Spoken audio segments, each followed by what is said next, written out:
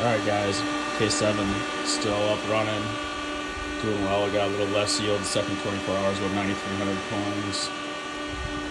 But, gotta get the shop cleaned up here. Gotta get all this changed up, running some more 240 volt for get this server rack with all these new PDUs we can manage remotely, APC, and we got about 24 more of them. Don't quite have that much to run yet, but I got some more outlets out here. Got some equipment from the house out here and running. This is just a small portion of it.